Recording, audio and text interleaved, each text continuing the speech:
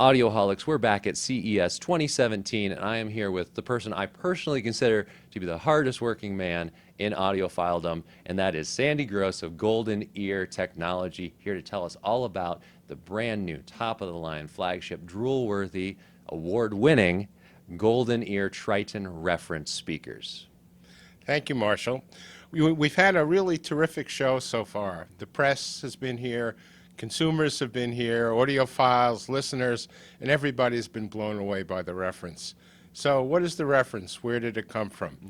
When we launched Golden Ear back in 2010, we launched with the Triton 2.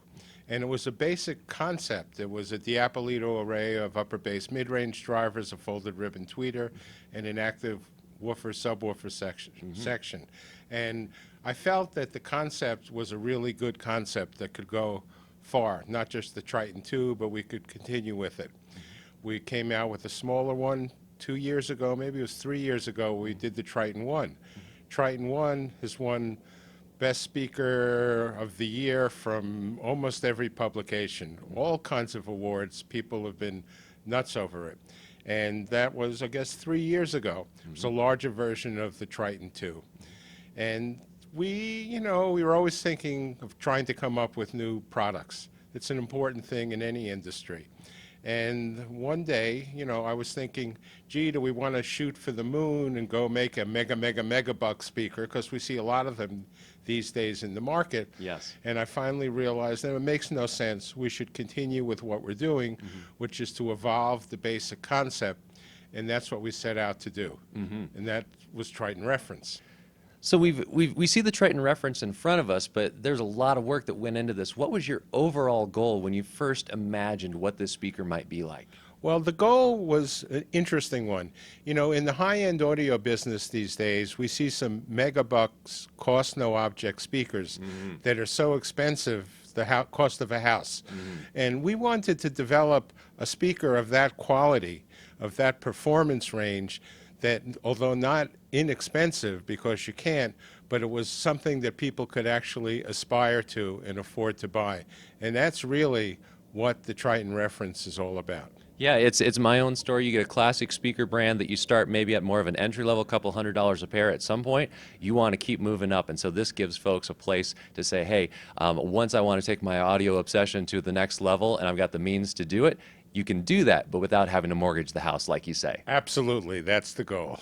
Yeah, and what we're seeing with the reference is a lot of things that people have been wanting. Obviously, higher performance. You start with the Triton One, and you say to yourself, okay, where do I go from here? And this is that nice big step up. Same principle, but great performance, and still that same sonic signature, which, from my experience, big open sound that we've been hearing from Golden Ear. But at the same time, that beautiful gloss black finish is new. The removable grills, because I know these audioholics, they love to get in there and get their hands dirty and look at the drivers. You can do that now very easily. Very cool stuff. Let's talk a little bit about some of those design choices. How did you land on those more cosmetic components that would become the Triton Reference? Well, the cosmetic thing is very interesting. We set off on this project about a year and a half ago, specifically Triton Reference. So when we were at CES last year, it was quite a far along. The engineering drawings were all done, costing was all done, and we were going to do it with the SOC. Well, here in Las Vegas at the show, sometimes it's hard to sleep. So one night when I was in the middle of trying to get to sleep but not sleeping, I thought about it and I realized that we could do it in a piano gloss black. I kind of saw where we would go, how we would do it. And after the show, I went to engineering and said, I think we want to look at doing it in piano gloss black. And they said, Sandy, we're going to shoot you.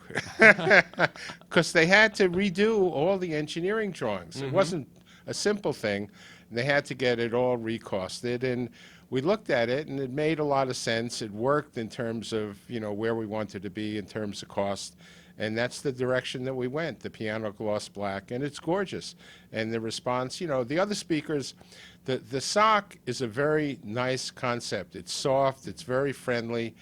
And disappears well into the home theater environment. You don't want to draw a lot of attention to it. Exactly. But, people in a reference product, in a flagship like the Reference, they wanted something specialer. Yes. I guess. And that's what we're giving them. Yeah. Well, that's a great overview of the cosmetics, but what really counts is how it sounds. So why don't you take me a little bit to how you took the sound to that next level, to the reference level for Golden Ear? Well, again, what a loudspeaker sounds like is getting a lot of the details right.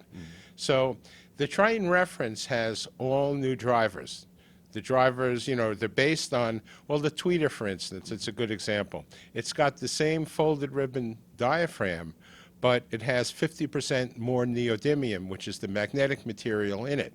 That means we have much more control over the diaphragm.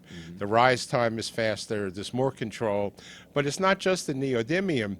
We did a lot of work on the chamber behind the diaphragm to get the response of the tweeter smoother. Again, we're working on a lot of different things here. The 6-inch driver is a driver that was developed originally for the Triton 5, so it's based on that, but it's not the same driver. It's a different cone, it's a different shorter, lighter voice coil, it's a different surround, it's a bigger magnet structure, it's got what we call focused field, focuses the energy at the gap, so it's different.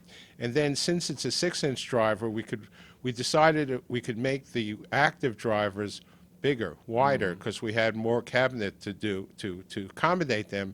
So the active drivers, which are racetrack shaped, have 40% more surface area, a bigger voice coil, a much larger magnet structure. So they're better. You can crank them. You can really power these things and not have to worry about hitting their upper limits. Well, we were, today and yesterday, we were hitting 16 hertz organ pedal tones, 64-foot pipes. So one of the guys had a thing, he said, yeah, you're hitting 16 hertz here. So that was pretty cool. And then, there are a lot of little details, For instance, the bass has a 3/32 inch sheet of steel in it that's built into it, so the bass is stiffer, so the speaker is sturdier. More stable. More Yeah. stable, exactly. The damping within the upper bass mid-range chamber has a mixture of Dacron and long fiber lambswool, which is something, years ago they used to use long fiber lambswool to stuff transmission lines. Sure. And so so there's a lot of this going on. So you saw some of that idea and carried it forward. Yeah, You said, try. hey, we can make this luxe. Well, it's all these little details that make the difference. And then the final thing, of course, is the voicing.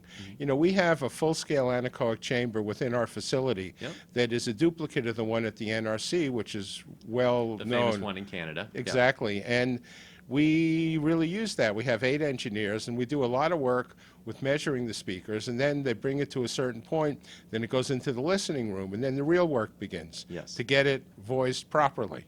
So it's been a lot of work, and here we are in Las Vegas at CES. We're showing off our new baby, and people seem to love it. I got a little bit of a listen in. I know that I'm going to do a lot more reference listening, but what I heard is that you've lived up to the high expectations that you've set for yourself. Again, powerful from top to bottom, beautiful detail, substantive bass, and a big image, the kind that we love from Golden Ear, and that classic Golden Ear styling. So the fans of the more modern and yet at the same time kind of a sleek and refined approach are going to find all that in the Triton Reference. I think obviously you got a real winner. You got a whole table full of awards behind me, but we know that we're going to continue to see great things from Golden Ear. And if you've been looking for a beautiful high-end speaker that's still at an attainable price point, you should be checking them out, just like we are here at CES 2017.